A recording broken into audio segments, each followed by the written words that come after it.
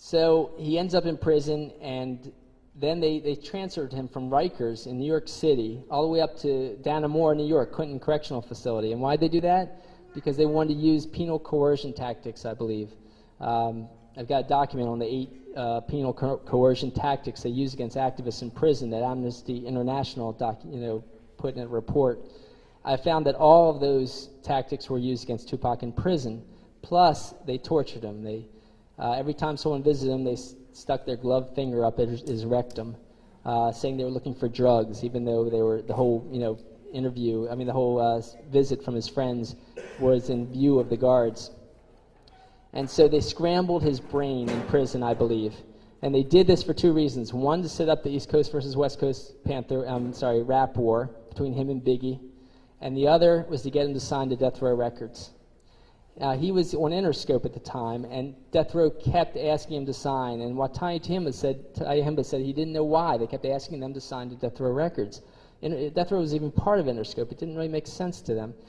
What they found is that Dave Kenner and Suge Knight, Dave Kenner is actually this white lawyer who's the real owner of Death Row Records, but they found that there was dozens and dozens of police officers at all levels of Death Row Records.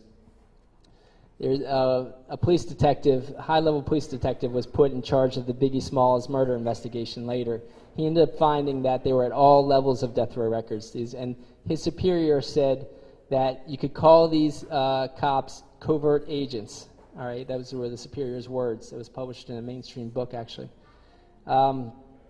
So they were they were furthering the penal coercion when Tupac got out of jail. They kept beating people in front of him, kind of terrorizing Tupac. They kept feeding him weed and alcohol, even though Tupac said he was going to give up weed once he was in jail, because that's the way the recording studio lobby setup worked on him. He says he was too stoned to realize that this was a setup when he went into that recording studio lobby and got shot.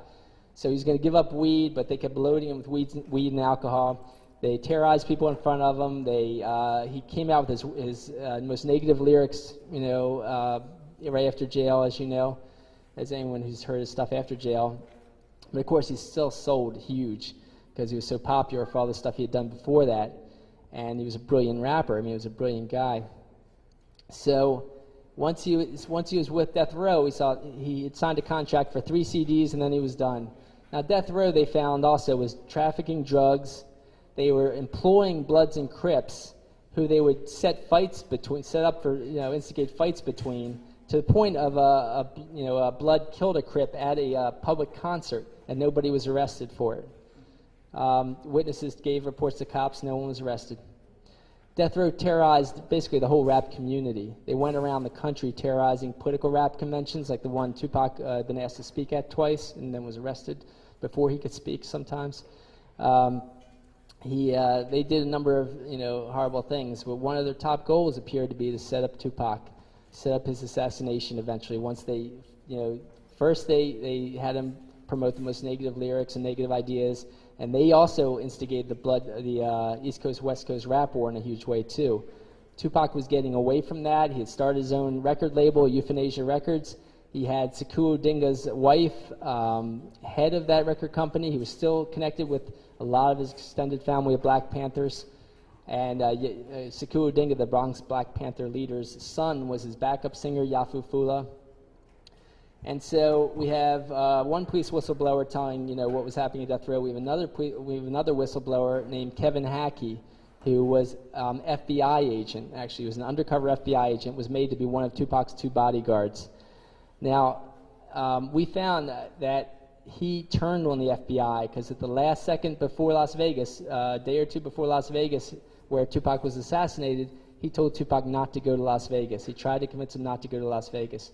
Tupac had to go for other reasons, but as soon as Suge Knight and Dave Kenner found out that Kevin Hackey was trying to get him not to go to Las Vegas, they fired Hackey.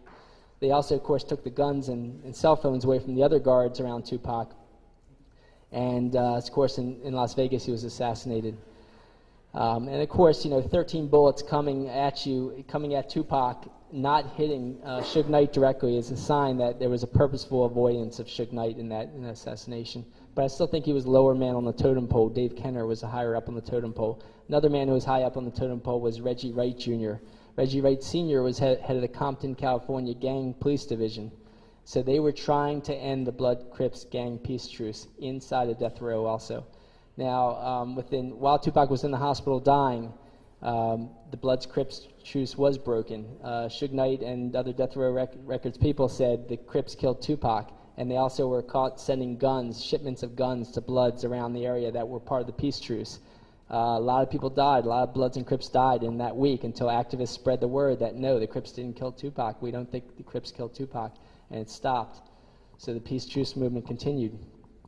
But of course, they assassinated Tupac.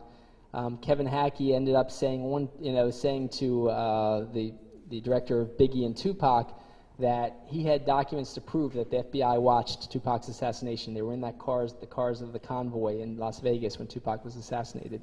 He said he was jailed for several months because of that, because of going against the FBI. And now he's scared, a little scared for his life, so he's not saying as much. But he's already been caught saying, the good things about, to impugn the FBI for orchestrating Tupac's assassination. So it didn't stop there. At the next Mike Tyson fight, months later, Yafu Fula, Tupac's backup singer, who I told you was Kuru Dinga's son, and was had rap star potential himself, was shot in the head. He was the top witness to Tupac's assassination. He said he thought he could identify the killer. After that, of course, they killed Biggie, and even that police detective who was the lead investigator of Biggie said he thinks that his fellow officers killed Biggie Smalls to cover up Tupac's assassination, to make it look like part of the East Coast versus West Coast rap war. Now, since then, it's come out in some mainstream sources, though, of course, in a completely convoluted way, and Jared's told you a lot about the media, and I'm glad he did, and I have a chapter or two on the media myself. But it came out that there are rap units in New York has a police rap unit, and Los Angeles has a police rap unit. Miami Herald said those rap units are training rap units, other police units around the country to have a rap unit to attack rappers. So they are attacking political rappers.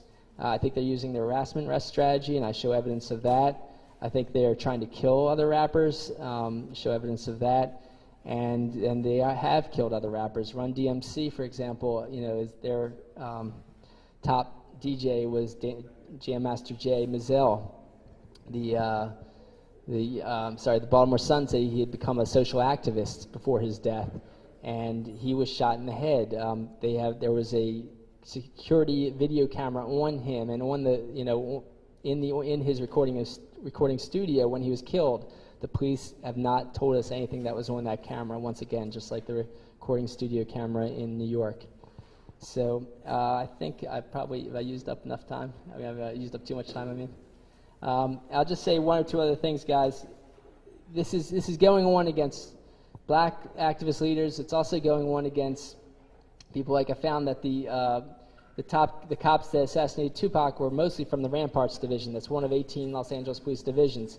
The Ramparts Division was the division found to work with the CIA to assassinate Robert F. Kennedy. Okay, and that's an important thing to recognize, that they were targeting white activist leaders who turned radical too. And Richard Held, the guy that orchestrated Huey Newton's assassination, a year after that, orchestrated the bombing of an environmental leader named Judy Barry. A bomb went off under her car seat. She survived and died 6 years later, but he ended up being found, so guilty of orchestrating that incident that he had to retire early to get out of a major lawsuit she had where she wound up winning millions of dollars against him and against the government for that incident. So I'm going to stop there. Thanks, guys.